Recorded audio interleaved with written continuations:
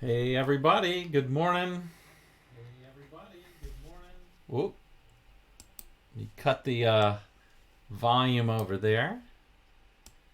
And we'll get to see some folks. I see David Smith is on and Matt's on. Hello, Matt. Let me know, either one of you, if you can hear the sound, if it sounds good. Oh, hello, TBA. Good to see you. You can hear it. Excellent. That's great. Good to know. El Rondo is on. Hey, buddy. Good to see you again. All right. All right. Well, we got a few more people on. Fenderman on. Sounds fine, he says. Good. Is the sync in? I spent a lot of time checking the sync and tweaking it to make sure it was more or less right, and hopefully it'll stay right. So hopefully it's there. Embry is on. Randy Johnson. Hey, buddy.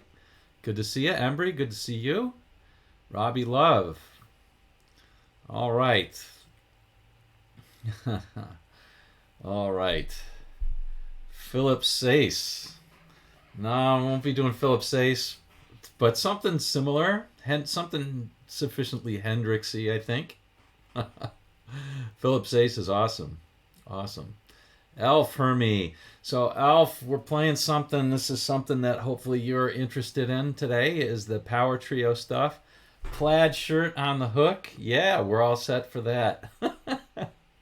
All right. Well, anyway, gang. Yeah, Gary Moore was in the trio. So we're going to be talking power trio today. It's a staple of rock. And even some of the ones that are your sync or my sync. Are other people seeing the sync is way off? Because I spent a considerable amount of time this morning making sure the sync was on my side. So I tweaked it quite a bit. All right. So please, if the sync is off, if that's not right, if you're not seeing if that's not working, there you go. So there's a lot of power trio proper. But there's also a lot of de facto sort of power trios, right? I mean, the Who is essentially a power trio, right? They're just drums, bass, and guitar is the main thing. So there's not a lot of room for the guitar's got to do a lot, and it's the main lead instrument, but it's also a rhythm instrument. So that's the deal. So we'll cover some of those things. Let me start out with a modern classic of this. Let me see if I can get this. I'm going to give it a shot. We're going to give it a shot. All right. See if I can see it good. Looks like it's in there. All right. Okay, let's see if we sound it out. Okay.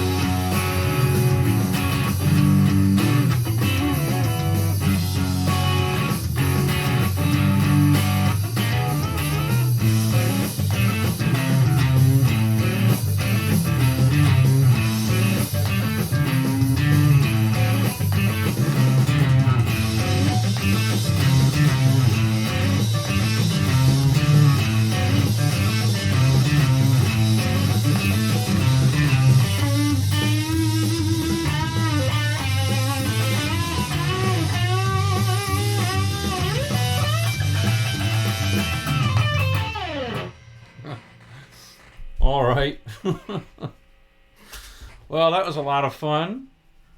Hopefully you could see some of that stuff. All right. Well, hopefully you can see some of it. That was John Mayer's. What's it called? What do you think I know, or something? I think that's what it's called. What do you think? Who do you think I was? Yeah, that's what it's called. I love that lick, man. So it's that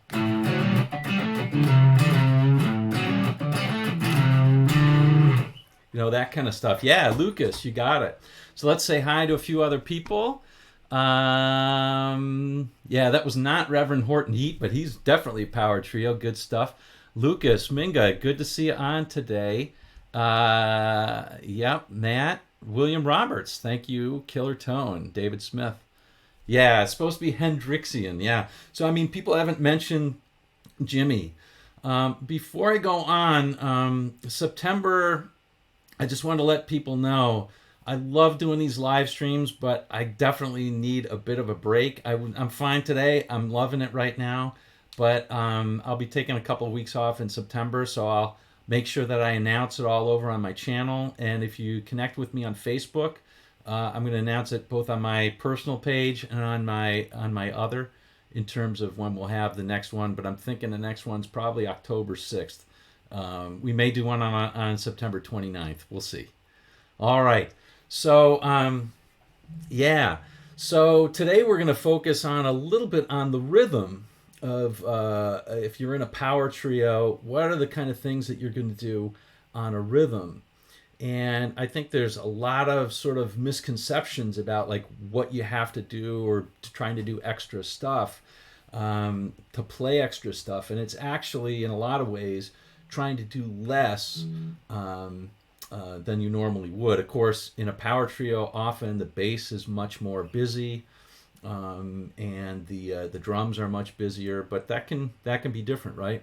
I mean, power trios can go from, you've got on one side, you've got, say, Hendrix, right, where the drummer is extremely busy, very jazzy. Bassist is fairly busy, and then the guitar kind of like, I don't know, kind of floats on top of it. And then, but it's very rhythmic. And then you've got, much more sparse stuff like the Police, right, where the guitar is really not doing too much. It's much more rhythm. So it's great. All right. So today I want to talk just a little bit. We'll talk about some of the rhythm ideas, and then maybe we'll talk about some of the groups. Yeah, sounds good. Actually, let's just start out with that. I mean, so we've mentioned some of the stuff. Who are some of your favorite power trio guys? I've heard a few of them. I've heard El Rondo mention Reverend Horton Heat. One of my favorites. Once in a while, I can take him once in a while. But when I can take him, he's really good. And in that same genre, we've got the Stray Cats, right?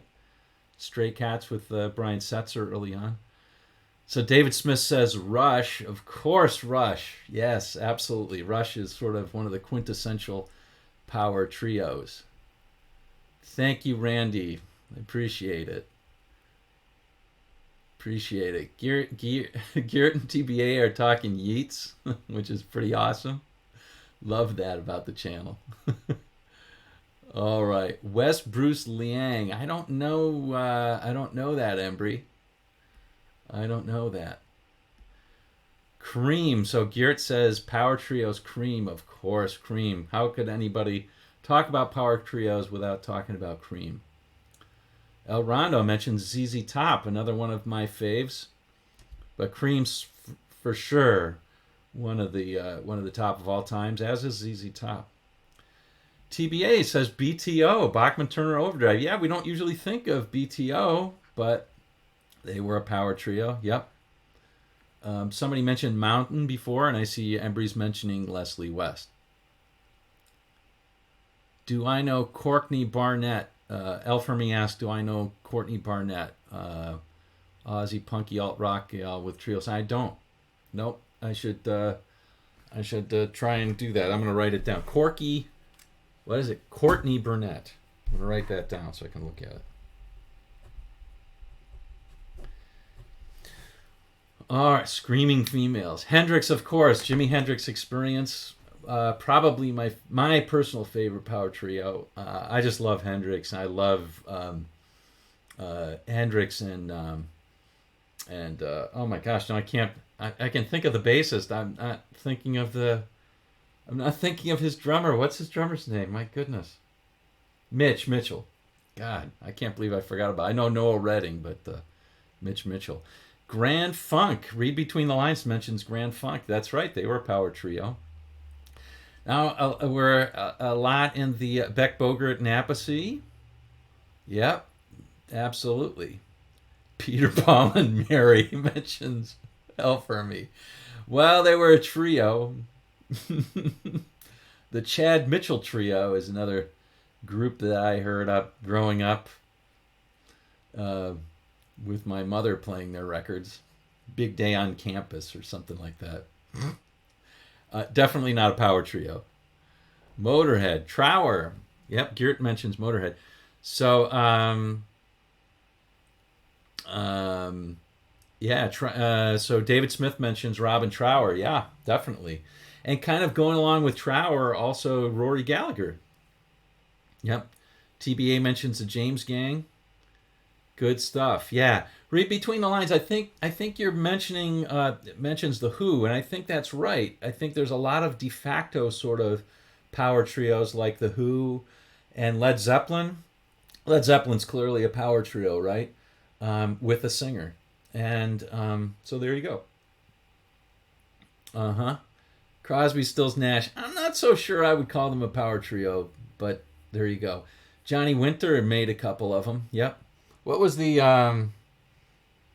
trying to think of, it's the Second Experiment or something like that. I'm looking at my notes. I was writing that stuff down. That's right. Thin Lizzy was, I think, until like 1974 was a power trio. But then there's other stuff later too. Sabbath, yep, and Van Halen even to a certain extent, right? To a certain extent. Then you got other stuff later. You've got Cheap Trick and groups like The Jam. Maybe even, would anybody really consider the Smiths a power trio with a singer? Yep, Thin Lizzy definitely were. See, Fenderman says CSF was a powerful drug trio. Maybe that's funny. Violent Femmes. I don't know them. I mean, I know the name, but I never knew them really well. David Smith says the Police. Yes, the Police were definitely a power trio, for sure. For sure. Let's see. I've got a few more written down here. Nobody mentioned in punk, Nirvana was pretty much a power trio, and Muse, but also a little bit earlier, the Minutemen. Yep, Elf mentioned ZZ Top. I think a couple of people mentioned that, including El Rondo mentioned that. All right. And another one of my favorites of a pretty modern one is David Smith mentions Foo Fighters. Robbie Love mentioned one of my favorite bands from the 90s, Dada. Love it. Oh, and there you go. El Fermi, you mentioned who I was going to mention. Los Lonely Boys. Love their stuff.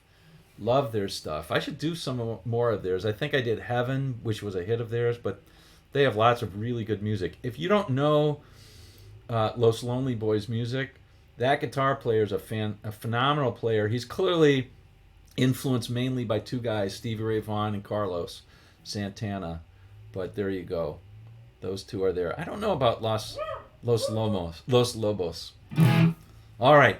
Anyway, I think we've got the idea. I mean, it really runs the gamut from, to stately stuff to real jazzy stuff to busy stuff and heavy stuff like Cream.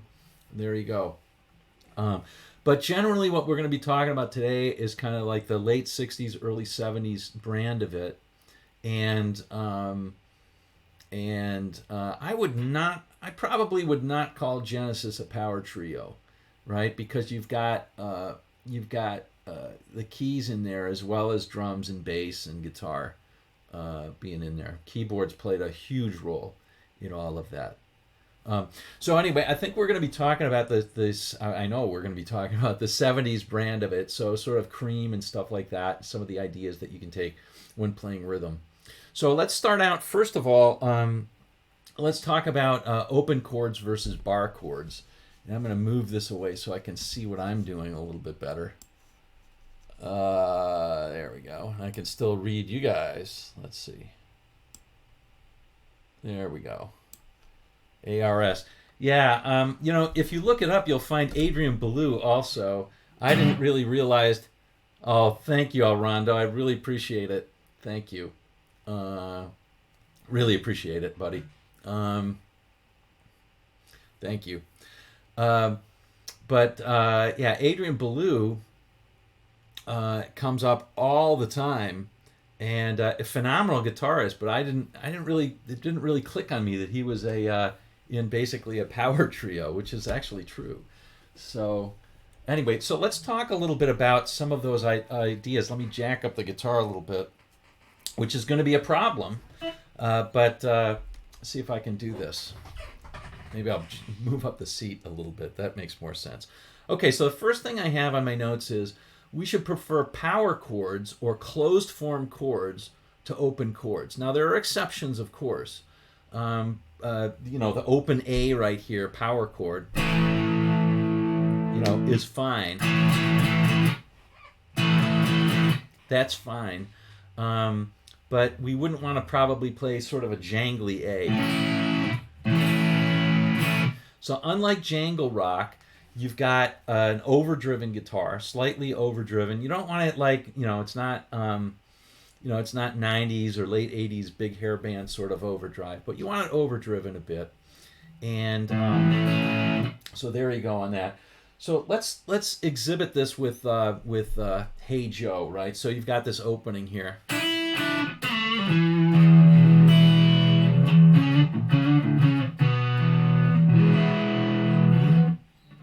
Right? So it goes like this, basically.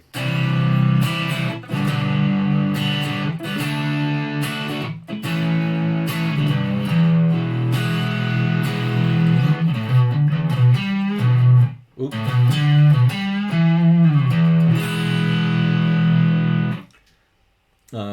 So Alrano, I just want to mention that's the second super chat I've gotten. Very excited about that. I really appreciate it. It's really nice.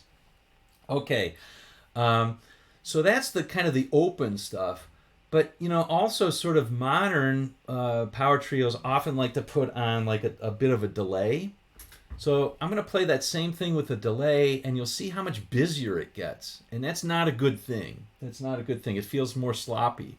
Even that's not just my playing. So.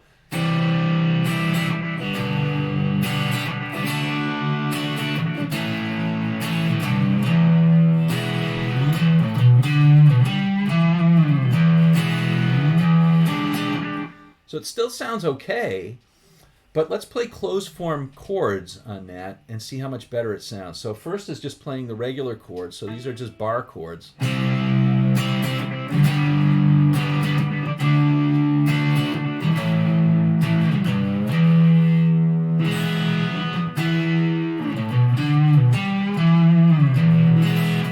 So you can hear that it tightens up quite a bit, and that makes a big difference.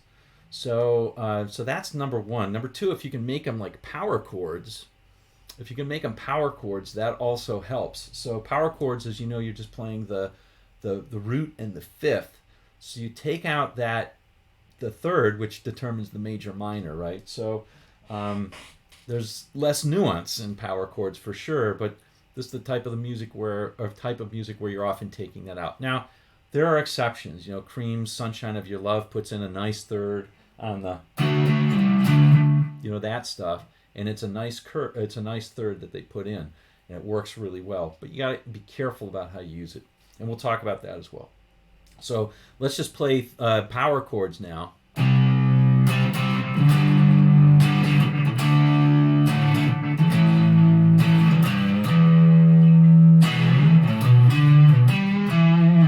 So even with all that delay, it's still pretty cleaned up. And when you play it without that, there you go.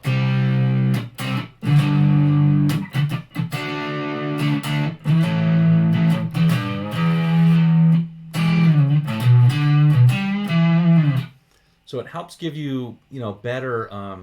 It helps give you better control over what that is. And because you have better control, then you can start to put in different things that are kind of necessary when you're playing this. The little things that are going to make the difference. So, and this is maybe one thing that I think with power trios that you associate them with, is that you start to be able to play lead concepts and kind of double in those without actually playing lead. You're playing a lot of lead ideas. So there's ideas like vibrato.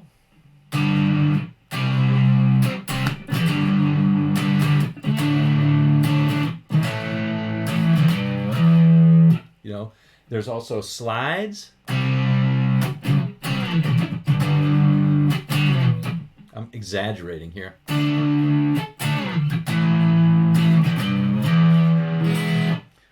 And so you have, sort of more of that. If you think about like playing Wild Thing, the way Hendrix played it, he didn't play it like this. Oops, I'm sorry, that was Love Stinks.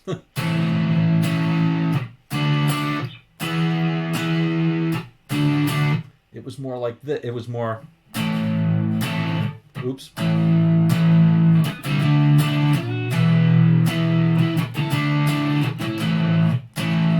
So it was even sort of like pulling up. So you can do all those sorts of concepts. We're going to talk about a couple more. So you can put on vibrato. You can put slides. That really works. Check my notes here. What else do I want to say? Okay. So there's a couple of other things we probably want to talk about before we get to sort of the riffs and things like that. Mamas and the Papas. Okay, the video is skipping now.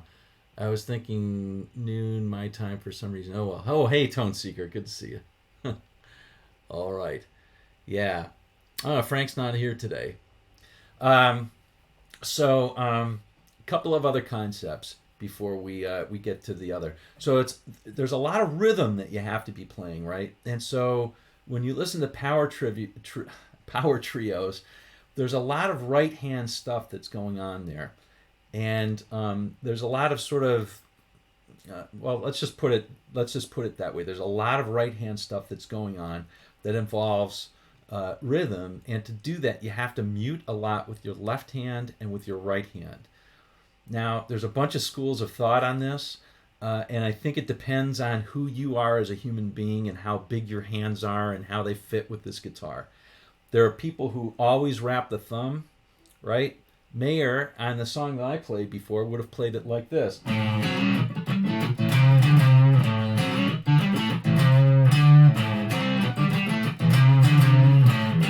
Oops. I keep playing it with my finger because that's the way my hands are constructed. I have a very hard time doing thumb wraps. It's not something I normally do. I can do it, but I struggle. So it's okay. If you can do it, there are some advantages when you're playing. I can do it. It's tough for me to play a lot of notes with it, though. I can use it to deaden that sixth string, which is good. And if you notice, a lot of players, Hendrix in particular, but other guys, Clapton, Pete Townsend, they were very busy with their right hand, and that's because they're muting a lot of the strings with their left, right? And so, even if you don't play this with your thumb, you can still mute a lot with your thumb, and do that. And that's just a question of like getting comfortable with how to do it, and then throwing in a lot of the rhythm this way and playing over and over until you kind of get it right. And I'm not claiming that I do. This is not a style that I always play. But anyway, things like, the difference between and oops.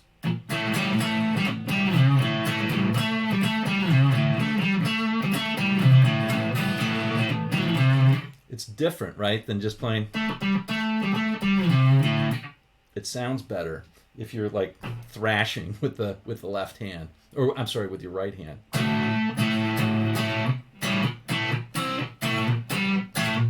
Now I can't do it, as much as some people can, but I've learned to do it pretty hard. So anyway, so that's something you definitely want to be able to do is mute. And then there's also, yeah, and you can try on different guitars too, right? A Strat is a lot easier to mute than say a Ibanez with a wizard neck that's super wide and super flat, right? It's so wide that it's hard to get your thumb around. So, there's different necks that you can use. Telly and Strats are usually pretty good. At least the more modern ones are usually pretty good that way. Let's think. There was another thing I was going to do, but anyway, I don't think that matters. Yeah, no. I think we'll move on from that. So the next thing I want to talk about is embellishments. So even though, you're playing these power chords, I think somebody mentioned between the singer's lines, you'll occasionally want to play embellishments. Now, the interesting thing is those embellishments, and you heard kind of me doing some of those in the Mayer tune, and Mayer is hugely Hendrix and Stevie Ray Vaughan influenced, and so he's going to do a lot of this stuff like, that kind of stuff, and that kind of stuff right there. So, I think if you learn Little Wing, for example, and I'll just wing it right here, pun intended, right? So if I wing Little Wing, so it's something like,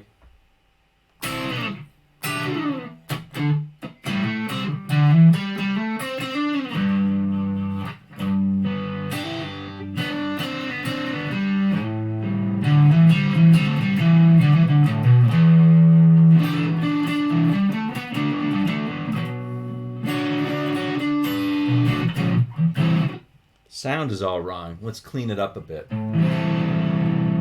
There, that's better.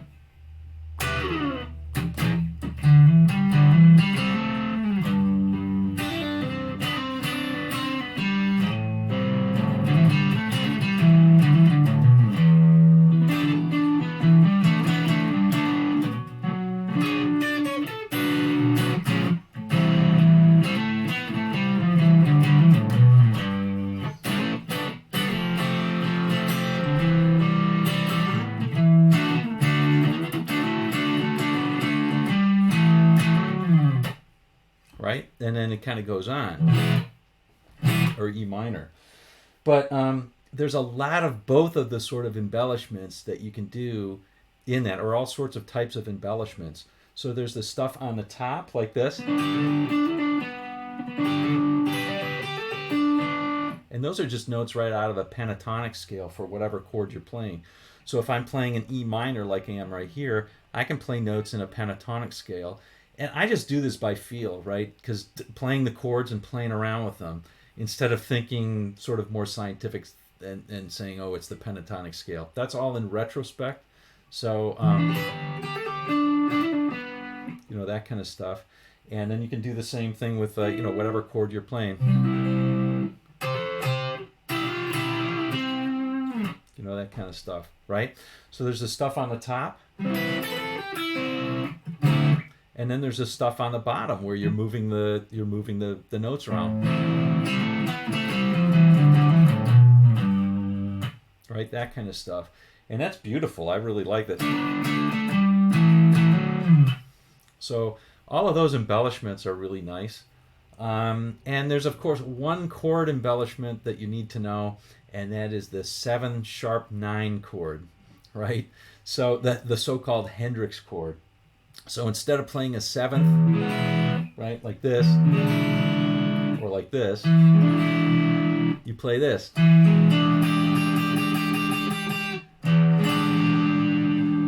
Right? So a 7♯9 chord. That's a real important one to know, for sure. Okay. So the last thing I wanted to talk about, let me catch up a little bit here. Oh, some stuff about thumbs. Oh man. Improvise using the tip of index finger to mute. Yeah, there's lots of different ways that you can do that, and it's good. Yeah. Oh, L for me mentions octaves as well. So I'll see if I can get some. I'll throw some octaves in the next. I have one more thing I'll do, I'll see if I can throw some octaves in, because yeah, octaves are definitely a staple. Ever since I think Hendrix really used a lot of them, right? I mean, of course, Wes Montgomery and other people before Wes used octaves. It's very common, but at least in power trio setting, Hendrix was pretty prolific and proficient in terms of using them, for sure. Okay. So the last thing I wanted to mention was riffs. And so a lot of power trio stuff is very riff based, as well as just power chord based. And if you think of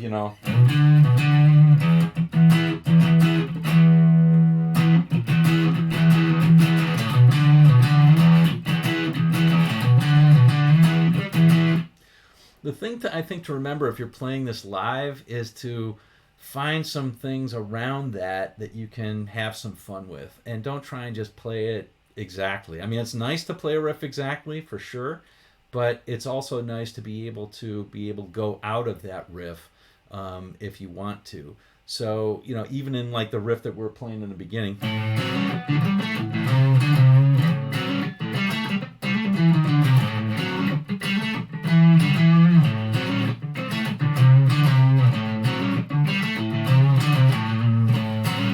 just have different variations that you can do.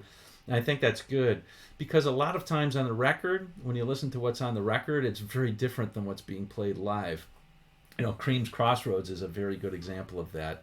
And sometimes when you listen to what's being played live, you come up with different ideas of what you can do. So anyway, let's play one riff-based thing, and then let's call it a day on the lesson.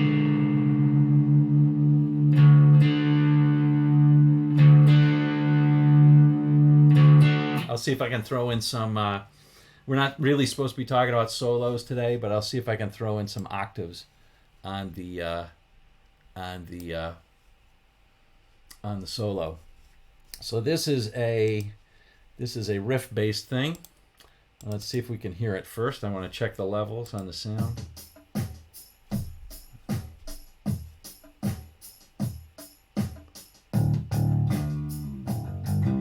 Little quiet. Let's pump up the volume a little bit. There we go. Okay, I think that's pretty good. And let's see if I'm okay. I tuned down to D for this one. I wanted a slightly heavier sound, so we'll see what I can do with this one. This is pretty darn close to improvising. It's an interesting rhythm here. All right, so here we go.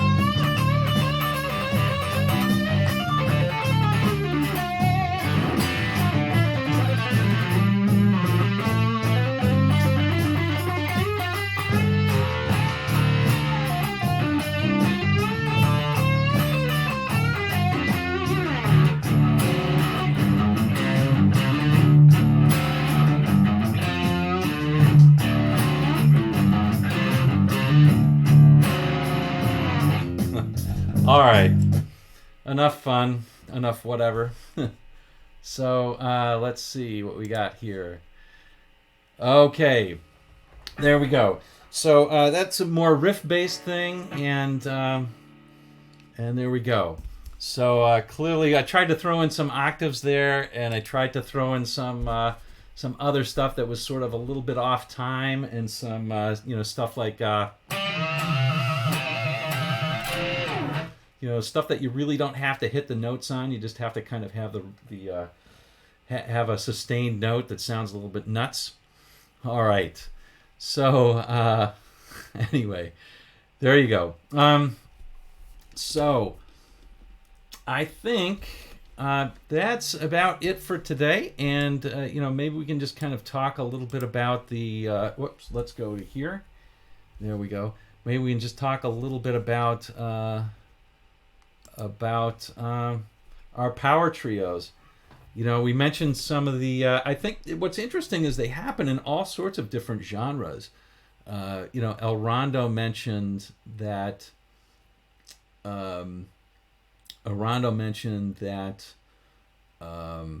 Reverend Horton Heat was one of his, so it happens in rockabilly. Obviously the classic ones like Cream and that, all fun. Okay. Anyway, it looks like things are not syncing right. The Carpenters. All right. That's a nice jam. Yeah, it's a fun jam, isn't it? Nothing tough there. I figured I wanted something that had the Hendrix chord in it too. So tuning down, I get to play the Hendrix chord in a different key. So it's all fun. All fun. Yep. I think the hardest part, I was learning the John Mayer thing this morning, and I was learning to play the John Mayer stuff this morning, and the other one was just a backing track that I found. I was like, you know what? Let's just have a little fun with this, see what we could do. So that was kind of cool. But the John Mayer one, what was really tough about it is, at least from my perspective, is you're playing this over and over, and you just forget where you are in the song. Oops, oh right, I'm still tuned.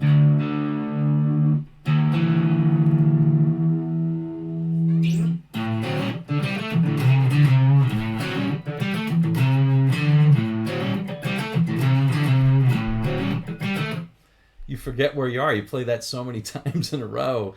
You forget where you are, and you forget going to the F minor and then to the G. But it's not a complicated song, of course. Yeah. Anyway, yeah, it's kind of a fun jam. Let's see. Mark, I could not play those high notes as quickly as you do. Well, I was just kind of winging it. I don't know. This is kind of a standard, thing up here. It was in D, right? So to play sort of this.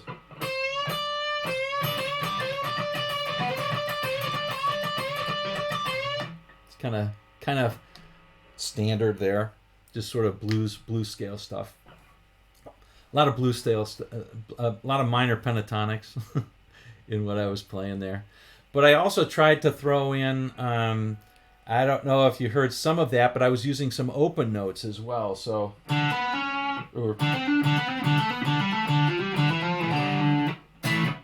Right? That kind of stuff.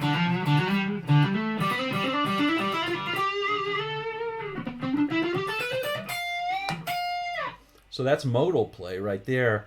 I'm playing, I guess technically it's Dorian, D Dorian scale there. Yeah. Yeah. All right. Yeah. Mm-hmm. Yeah, it's interesting. Yeah, Brian Setzer is definitely an aggressive player. And power trio playing is more aggressive, I think. That's a good point. Certainly than the Beatles and George Harrison. It's usually more aggressive than that. So if you listen to Hendrix or the Who or Cream, it's pretty aggressive stuff. Leslie West, it's pretty aggressive. All right. I mean, there's control. I mean, Andy Summers is about as controlled as you can get. So, there is that, but it's not as common. All right. All right. Good. Well, it looks like there's a lot of people on. I don't have anything else for today, gang. I didn't put together a quiz, and I just figured I've been really busy all this week. I just got home late on Friday and put together stuff, and on that. But I did want to talk a little bit maybe about the theory stuff. So I did want to do things on like simple theory, right? So sync is out now. Oh, it's too bad. It just seems like it comes in and out, and it's hard to keep at the same place. Must have to do with the quality of the stream, or I don't know. Oh, no quiz. Yeah, Tone Seeker, no quiz today. Oh, hey, Six String Gunner. Good to see you, man. Good to see you. Okay, so I put out the video the other day to which kind of had a little power rock intro there that I was doing, but really to say, what are the things that would help you either from a theory point of view that would make you feel more comfortable, but maybe they seem sort of complicated or something like that. So, I mean, my plan was really just to say there's all this stuff out there about scales. There's all this stuff about, harmonic theory. And there's all this stuff about, chord tones and arpeggios. And in the end of the day, you have to figure out how to make it work for yourself. And you can't be up there playing guitar and thinking about that. So what are the ways of thinking about it, and what are the ways of, better yet, even practicing so that when you play, you're not thinking, which it's really important to not be thinking when you're playing. I mean, to not be thinking too much. You have to think maybe, okay, here's this verse coming up, and stuff like that, or thinking about the ideas that you want to try. That's always good. But to think, oh, now I'm going to play this scale, or now I'm going to play this lick, you're going to lose the game if you do that. So how do you put together a scale? How do you put together a solo or something like that without having to think too much, so you can concentrate on your ideas that you're bringing out? So that's the sort of thing that we're going to be going for, and it does involve, I think when you practice, you can certainly practice things like caged and things like that, but things like being able to hear the tones, that takes a lot of pre-practice, but once you get it, it's really, when you're playing, you'll notice it. You'll start to notice it. Yeah. So let's see. I'm beginning to integrate the cage stuff and the pentatonic scales. Had a light bulb moment last night for some reason. Yes. So caged should be. There's two different ways you should see this, and we'll talk about this as well. The two different ways that you can see it, and I'll pick up the guitar here now for a second, is that when you let me take off all the distortion. All right, so we're just playing clean here, and let me move over here, so that when we're playing a C major scale or a C major pentatonic right here, right?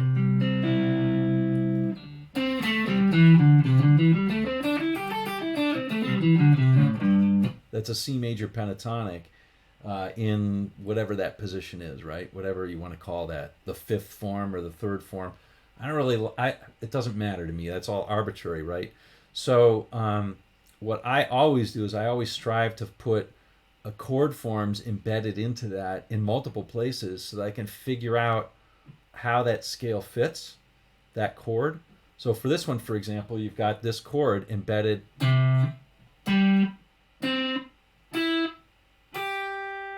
in that scale.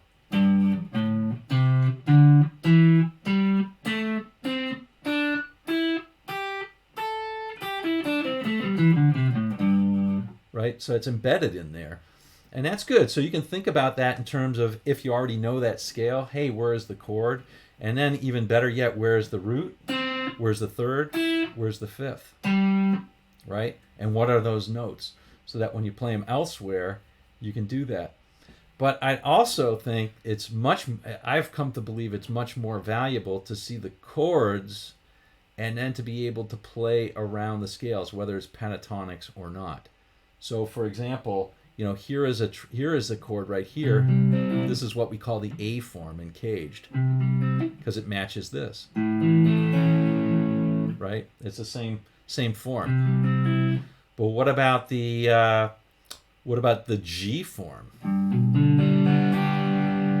That's a hard one. It's a hard one to finger, but here's the G form of the C in Caged. And if you see that, you know that scale, right?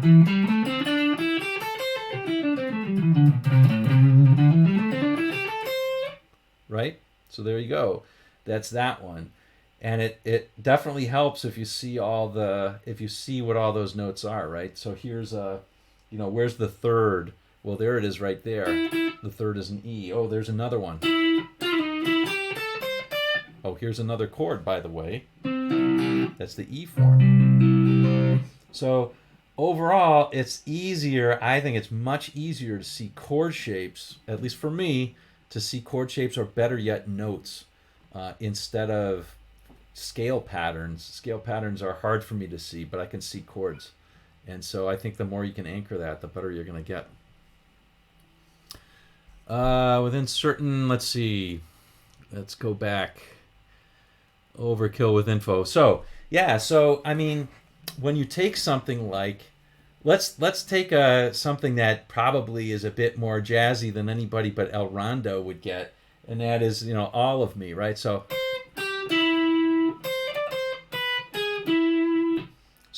there's that, and it starts with a C,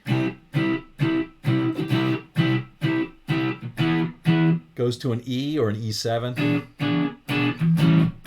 then to an A7, then to a D minor 7, and back to an E. Now, what's the scale that fits all that? Answer, none. So instead of thinking, okay, I'm going to play the C minor pentatonic, or I'm going to play the C major pentatonic over C, and then on the E7, I'm going to play the E mixolydian, and then when I go to the A7, I'm going to play the A mixolydian, and then when I go to that D minor, I'm going to play the D Dorian. That's really tough to think. I can't think that fast, but I can see chord shapes, right? So if I think about, this right here, if I think about C, here's a C right here.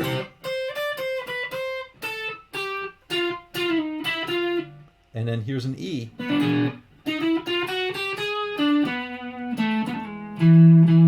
All I'm thinking is about that E7 shape.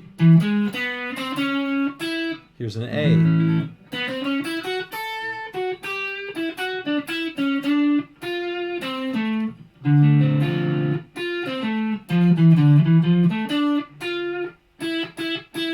Then back to my E7. And I know I was doing a lot of voice leading on that one, because I was playing notes that then the next note over would be part of the chord. And that just takes a lot of practice and whatever, but thinking in terms of when I'm going to solo, if I'm going to solo, say in this part of the neck, I can map out what all those chords are. Here's all the triads. Here's a C7, here's a E, here's an A, here's a D7, right? D minor 7. Not a D7, a D minor 7. And then here's back to my E7. So I don't even have to move, and I can play all the notes in those chords if I think about it that way, and I can map that out. And once I get comfortable with that, I'll be able to play via the harmony, and it's a matter of getting your ear there. I find good stuff. Okay, lots of questions. I'm getting very far behind. All right. Best riffs and melodies come from singing it and then finding on the guitar. You're so right, Elf. That is exactly right.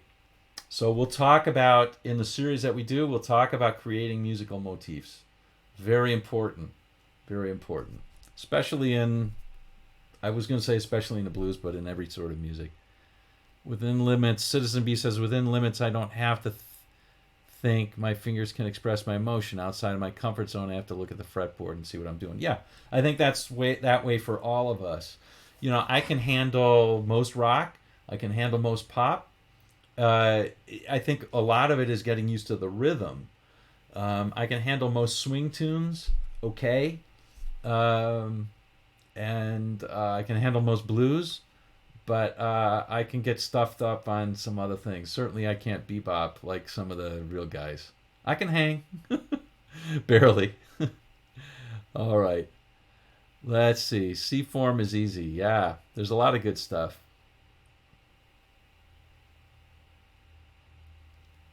Yeah. So Gear TBA saw a video yesterday. Brett Papa featured Guthrie Trap highlighting an intersection as a cage with major pentatonic. Yeah, it's both of them together. Hmm. All right. Lots can't even read. That's true. Most can't read, and I think a lot of the older players can't read music. But it's only an advantage if you can. One thing that a lot of the players, even some of the older players, even some of the I remember saying this to a teacher of mine once, and or somebody who wasn't really a teacher, but he was showing me some stuff, and I said the thing, oh, like I did something and I didn't know the notes on the fretboard. I know them, but I have to think about them. You know, this right here is an A, right? That's an E. I should be able to know that instantly. Here's an F and a G and whatever, right? I should be able to know that instantly. And I remember saying something like, when the person challenged me on it, because I probably missed something in this area, the gray zone of the fretboard for a lot of people, I missed something, and I said, well, you know, Lightning Hopkins probably didn't know the notes on the fretboard. And he said, yeah, well, I got news for you. You are not Lightning Hopkins. So maybe he could do it, but it's only an advantage. Don't use that as being, it's really lazy. You should know the notes on the fretboard for sure. Tommy Emmanuel can't read music. Yeah. Well, Tommy Emmanuel, same sort of thing. Tommy Emmanuel has played since he's like 5 years old, and he's probably played 16 hours a day. So if you're willing to put in that amount of time in your life, and he does it for a living, then yeah. Mm-hmm. Yep. Let's see. Brett tends to be talking the exact moment. Okay. Mm-hmm. Yeah, Guthrie Trap's stuff is pretty good. I've seen a couple of his things. I mean, it's basically how I think. A lot of how I think about the fretboard is through triads. So Jen Dunn says, my old teacher said he used to keep lifting up the record needle to replay each lick to learn. I think many of us on this cast did exactly that.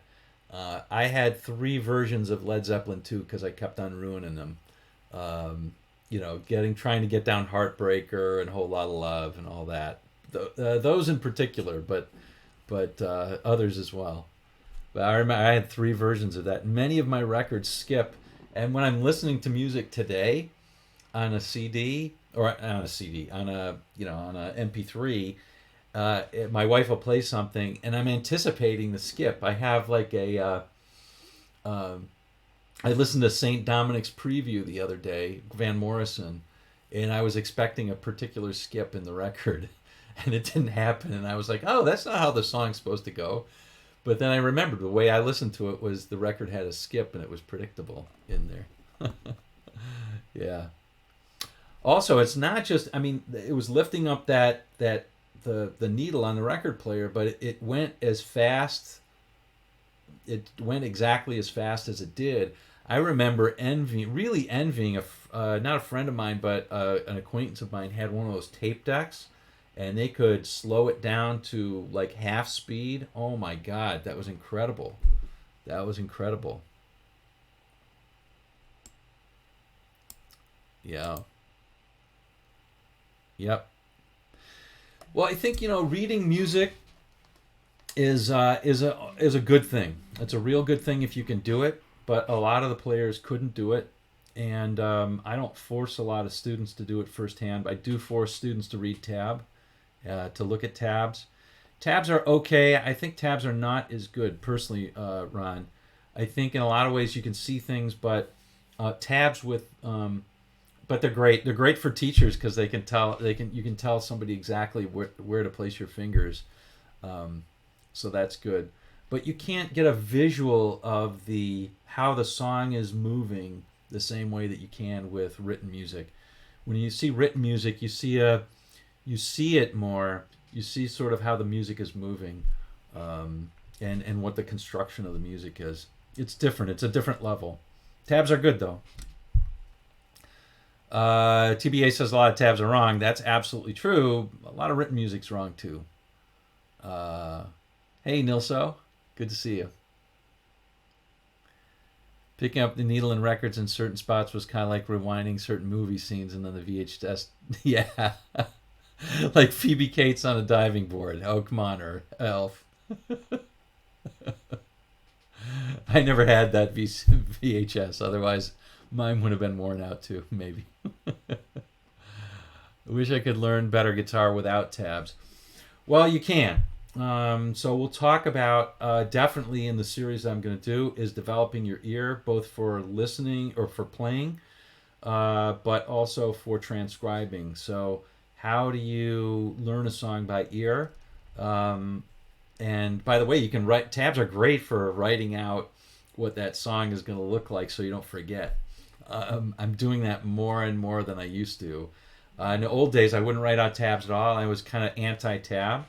But I really do think it's a good skill to develop your transcription powers, because then you've got to envision what the structure of the music is like as well. Is this person playing thinking about minor pentatonic, or are they thinking about chords? Guess what? They're probably thinking something totally different than you. Wes Montgomery, I know this is a rock channel mostly, but Wes Montgomery, probably one of the greatest guitar players that ever lived, and as far as I'm concerned, he was asked about this in the early 60s when he was basically at the forefront of jazz guitar before he got widely copied. And he was asked, how did you learn what you did? Now, he did copy note for note Charlie Christian solos, but he left it there. He didn't do any more than that. And he said, that's not really the way to do it. He said, you take a cat like Tal Farlow, you could go on trying to play like Tal for a long time, and there's a lot to learn there. But it's better. You'll make slower progress, but it's better if you try your own ideas and you try not to look at everything else. So I think there's a lot of we who are busy and working and we don't have a lot of time for that. It's tough, but there's a lot of truth in that every once in a while, if you can just do your own thing and figure it out, that's good. If you figure out that in playing over an A chord, this phrase, right? If that works for you, and you figured out, oh yeah, okay, so for the third of the chord, I go up one and down to the third, and then down one and then to the third. But on the first and on the fifth, I go from two up to the note, then down one, and then to the note.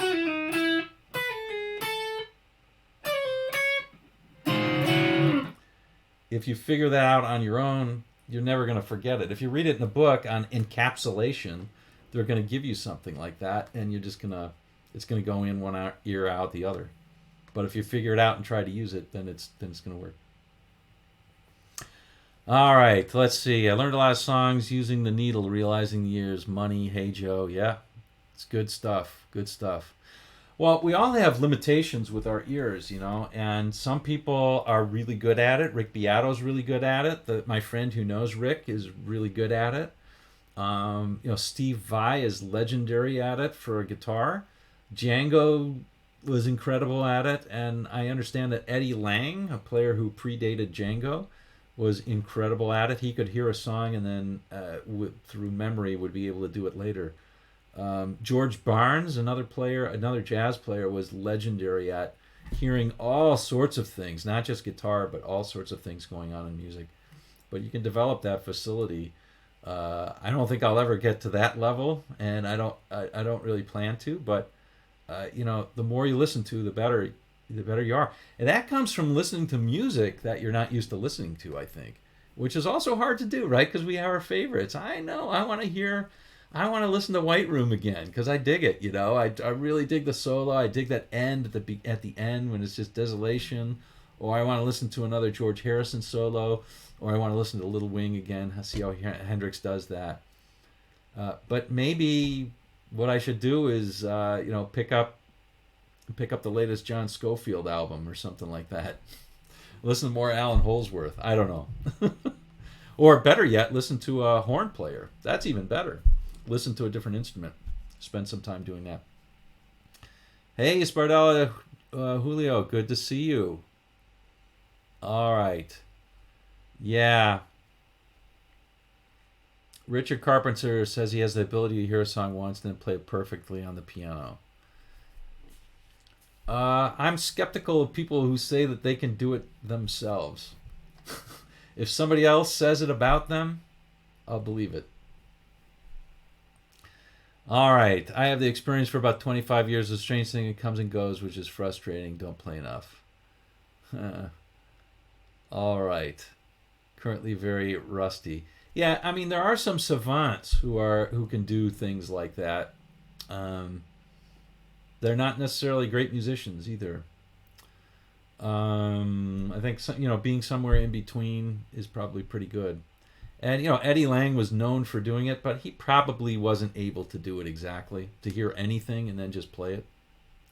Right? All right, but it's a question of for ordinary mortals, let's suppose that we're not savants, that getting used to it, getting used to those sounds, right? So if you're not used to a minor fifth, you won't know what the heck is going on in YYZ. You'll have to fumble around for a while, but as soon as you get it, then you won't forget it. Right? So as soon as you get it, there you go. All right.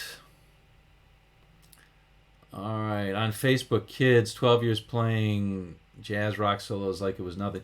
Yeah, I think you're right, David, but I think in a lot of cases they're not really musicians.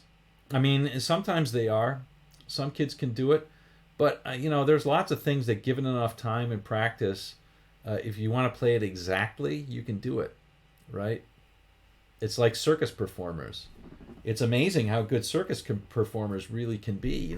Walking on foam balls or whatever. I don't know if you've seen Cirque du Soleil or whatever, but it takes a lot of practice. And then there's people who can design those things and who can understand those, and that's a different level, I think. I really do. A lot of those kids who are good at playing a set piece end up not becoming great musicians. So it goes to show you. Now, do I envy that technical ability? Yeah, but it probably is technical ability in most cases. So hear the same notes in the same sequence differently if sequence plays ascending or descending. That's interesting. So Geert says, I hear the same notes in sequence differently if the sequence is played up or down. Well, that's a nuance in music, is that if you can hear, is hearing things differently with a different tonality behind them as well, right? I mean, to hear a drone of a D and to hear this note right here.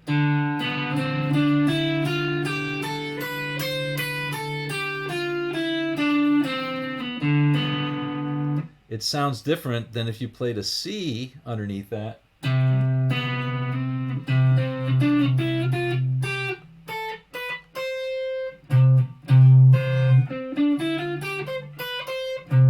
I'm trying to play a C drone there. It's pretty tough because it's not an open note.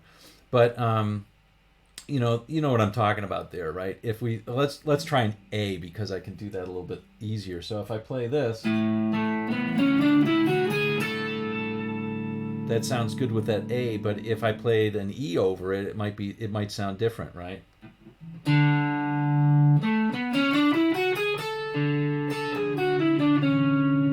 It sounds different, and that's modal type of things. Put a different bass note under something, and you change the character of everything. Or maybe even more illustrative of that would be something like this. That's a D major 7, but if I just change one note, if I move the D to a D sharp, I get a very creepy sound. Right? It's much creepier. So, anyway, all interesting stuff. All right. So,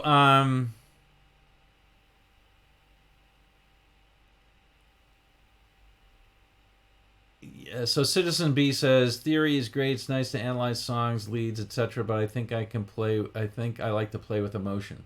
So I think we all do. We all like to play with emotion. And I think theory is great to kind of understand what's there in the background and to practice it and to give you ideas. It should give you ideas. At the end of the day, though, what is emotion? It's playing things that you hear. It's the ability to be able to play what's in your head out through your fingers, through the guitar, and have a real facility for it. So, anyway,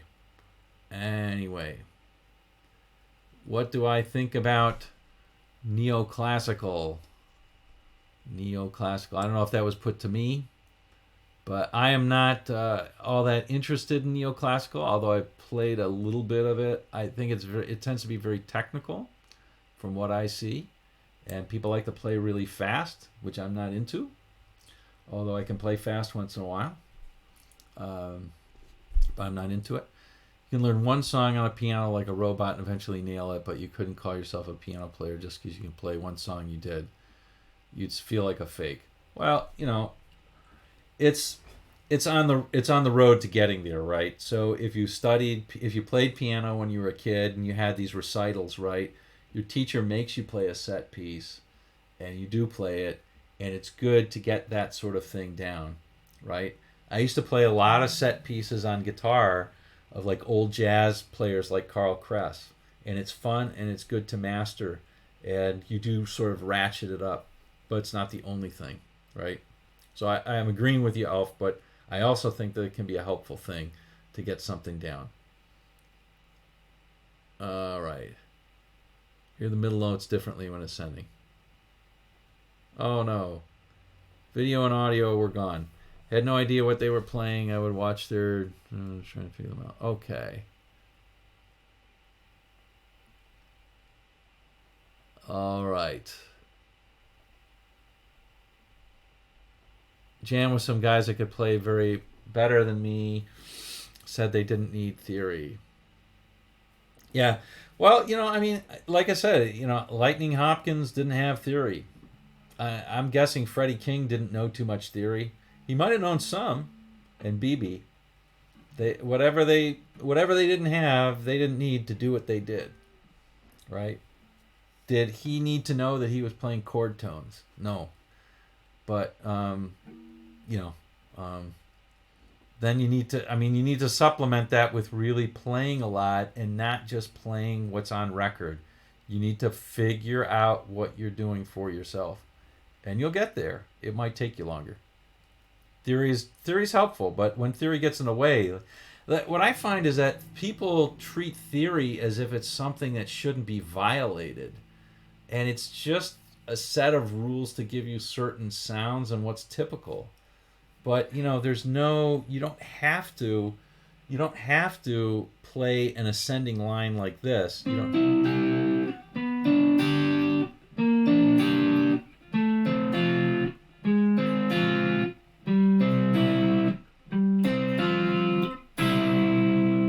don't have to do that, right? There's no thing that says you have to go to the 4 to the 5 chord from this triad of C. And there's no thing that says you have to go to this minor here, right? But that is a standard move, and it does sound nice. Our ear is used to hearing this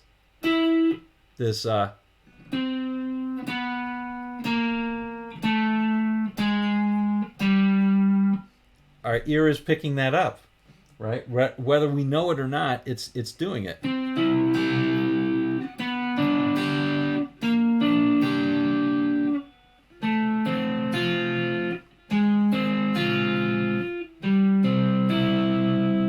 Right? So it's whether you know it or not, it's your ear is picking that stuff up, and people hear it. So is it good to know the theory? No, but it's good to know sort of, oh yeah, that's a standard thing to go from a major to minor on those triads. And so then you can do it later because you get a feel for it. All right. Bittersweet for me in reaching the experience some of the moments we've enjoyed, which you have encouraged us. All right. Okay, everybody. It's all in the jamming. Yeah, well, it's a lot of fun. Certainly it's a lot of fun playing with other people. And when you play with better musicians, it's good if you can ask them what they're doing and watch what they're doing and try and think about how they're expressing certain ideas. Too much emphasis, David says, too much emphasis put on technical playing and learning dozens of scales, arpeggios, and modes. Yes, I personally think that going the routes of learning all of the arpeggios and modes, some people can learn that way. I'd say maybe 1 out of 20 can learn that way. I think most people, yeah, it's good to know some basic chords and you need to know the notes, but then you need to start to apply it to how you play, and you need to start thinking about how the guitar is not a piano too, right? I mean, part of it is learning the craft of a guitar, right? A piano cannot do, yes, you can do it with one of those Moog shifters and all that stuff, right? But, a piano can't do that. Just like there are things that a guitar can't do that a trumpet, say, can. Without, at least a guitar without MIDI can't do. And those are nice to know too, because that's what's going on. But I think it's one of the major problems that guitar players have is they play with their hands too much. They play with their hands all the time. And, it's really easy to, do things like...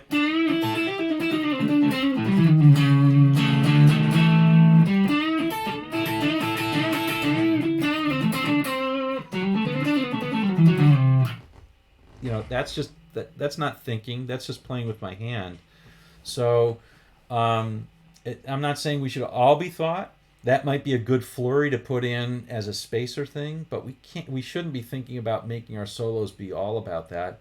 Although I did a bit of that in Power Trio. A lot of Power Trio stuff kind of is not very thoughtful music. It's okay. Nothing wrong with that. It's a lot of raw stuff.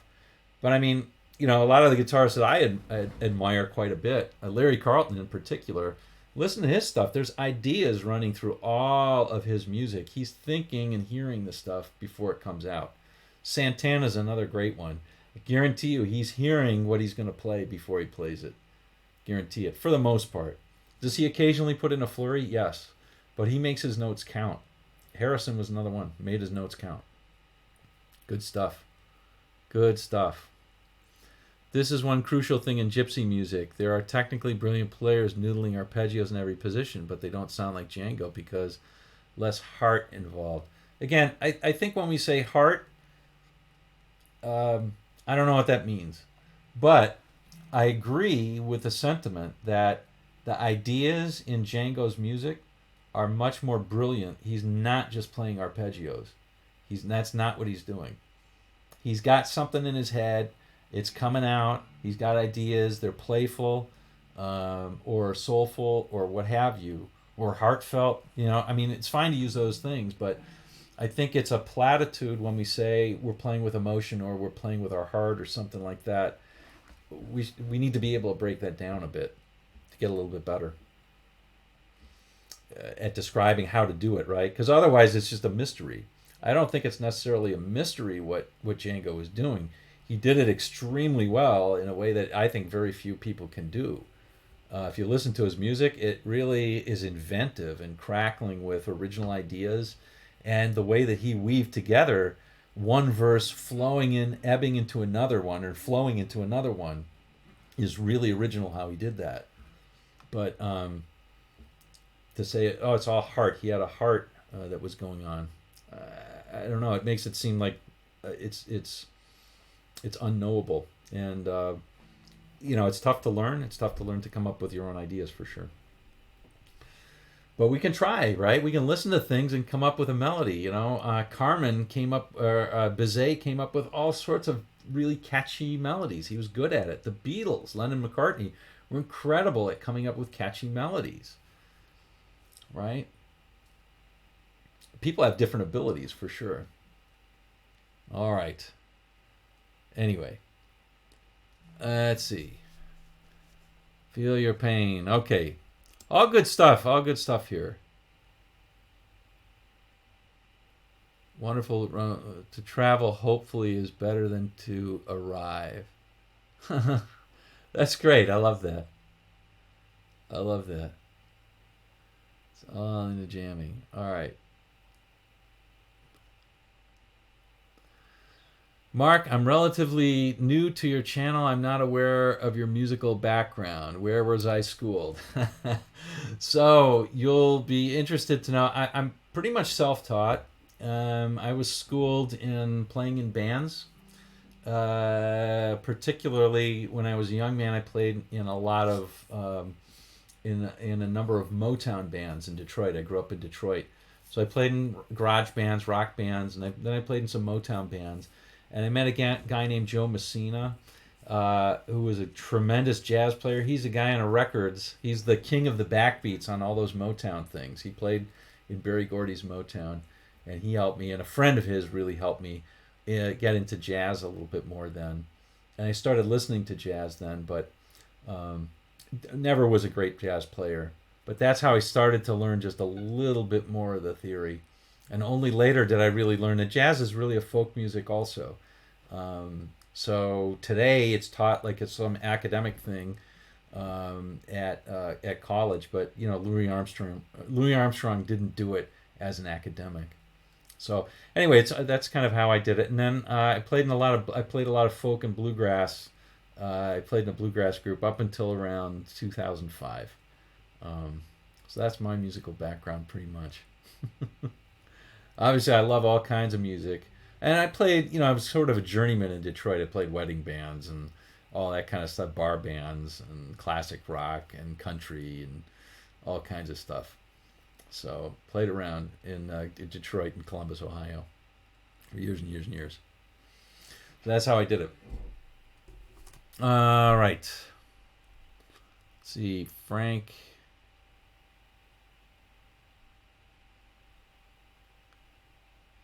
Frank, yeah, you're lucky if you can keep jamming with friends. I have a hard time doing that because my friends are busy and I'm busy. So, yeah, sometimes doing things out of any regular theory. I think you're right, El Rondo, in that a lot of people really think of theory as a straitjacket. They learn diatonic theory, and they learn if say you're playing a 2-5-1 in A, so it's B minor to to an E7 to an A major 7, and you say, well, that's all diatonic to A. So a note like this can't be played, but of course you can play it as a passing note. And if you're playing the blues, you're playing all sorts of notes that are played all the time. In a lot of ways, the blues is a recognition that you're playing notes that are out of classical theory, right? Classical theory would say that the only notes that work in this would be B Dorian and E mixolydian, and an A major, A Ionian, right? All A major, right? So if I'm playing this,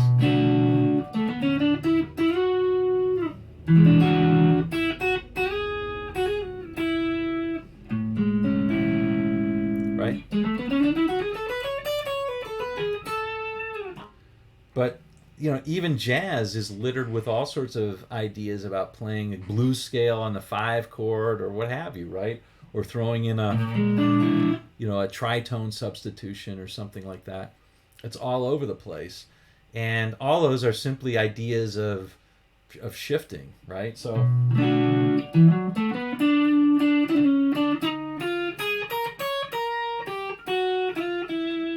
you can play all sorts of different things, right? You can play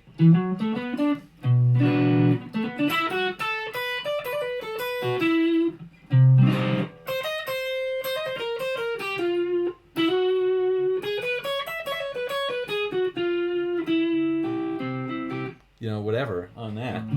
So there's all sorts of things that you can play that are out of that, even using pentatonics or what have you. You don't have to play a simple thing. Those are really outside ideas. A simple idea that you can do in something like this is simply play, once you get to that 5 chord, is play the blues scale on the 1 chord. So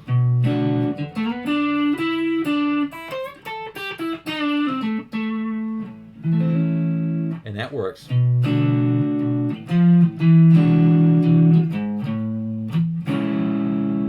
So something like this.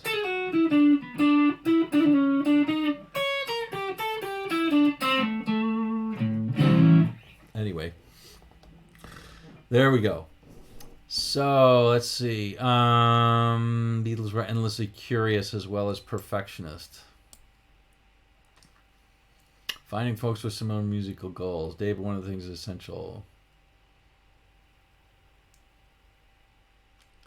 Craigslist, all I can find are people looking for pros. Huh.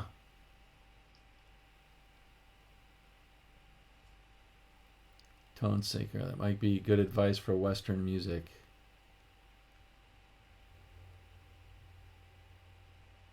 That's a good pathway to learning playing with the greats. Up. Are any of you guys live on the West Coast? Geert. All right. Well, hey, guys, I think you're kind of doing all right in your own conversation, and I'm not going to stop that for a while. I'll let it go. Good to hear you. I'm going to put away all the stuff, but we'll see you in a couple of weeks. Remember, no live stream next week, and I'll announce it. I'll announce it next time we're going to have it, but it's kind of nice to have a bit of a forum. It'd be good if we could kind of share the microphone a little bit more. That'd be kind of cool. It'd be fun to have on. I'm going to have to. There's a local guy that I'm going to interview. Maybe I'll bring him on the live stream on Sunday. That'd be a lot of fun. We could jam a little bit and then talk. He's a bit younger than I am.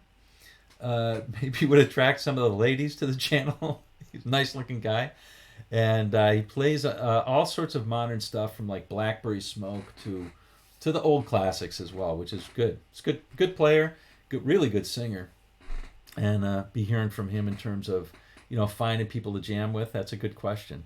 We could take various questions. It'd be a lot of fun to do it. All right, hey Matt, good to see you still on. All right. Hey, Geert, I think that's a great idea. Maybe we could do one of those online videos where we all play in the same song. That'd be a lot of fun. I'm not exactly sure how to do it, but I bet we could. Make it happen. Why don't we do that? It'd be a lot of fun. Yeah, just some jam that we could all take a chorus on or something like that, or maybe even one lick. Awesome. Yeah, thanks, Geert. That would be great if you could look into that. That would be phenomenal. Meeting in the Discord. Awesome. I mean, wouldn't that be cool if we could get something from all the way around the world? I have a friend, Phil, in New Zealand, And so we were talking about how we could both be on one of these on the live stream. We've done some interviews together and it worked, but yeah, it'd be cool. Yeah, I'd love to hear how we could do that technically. It'd be great. Okay, cool. And we can arrange it. We can arrange it through my channel if it makes sense to, or somebody else can do it as well. I no pride of ownership on this one, for sure. So the next one I'm guaranteeing is on October 6th. September is gonna be gone pretty soon, but none next week, or probably the week after. But if you come to my channel, if you go to, you can just go to the channel. There's a community page. I list everything there. If you want to connect on Facebook, I'm open to that as well. Uh, Full disclosure, I occasionally will post on Facebook political stuff or whatever. That's not who I am on this channel. I keep that separate. Or you can go to Mark's Music Emporium, which is on Facebook, which is my Facebook group, and I always post it there as well. So that's that. I'm not on Instagram. I'm not on Twitter. I don't do that stuff. I just do YouTube and Facebook. But happy to do that. If you just come to my YouTube page on the community, there's a tab called Community. If you click on that, I always put stuff up on that. So that would be good. Oktoberfest in München. Sounds great. Sounds good. All right. Okay, well, anyway, gang, I hope you enjoyed today. El Rondo says a bit weird, but he's a good guy. I believe it, brother. You seem like a good guy. Frank does as well. Everybody here does. That's what I love about this channel. We all have different ideas, from Ron to Tone Seeker to Geert to TBA, Frank, El Rondo, but I think and David Smith and Matt. I think we all have a good time here, and that's what it's all about. At least for me, it is. All right. You're very welcome, RMG. And I agree, David. We have a bunch of great people here. Okay, I think I'm gonna head out. I have a lot of work to do, but I just decided I'm gonna go fishing because screw it. Okay. Thanks, Geert. I really appreciate it. It's and you're my favorite group.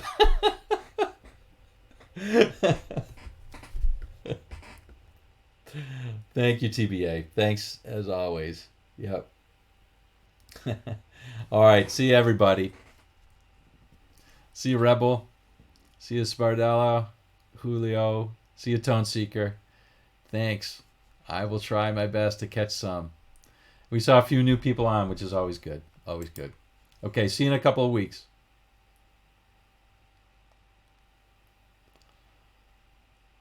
It's a major blues. Yellow Ledbetter, I think, is a major blues, but it is just a blues. Okay, see ya.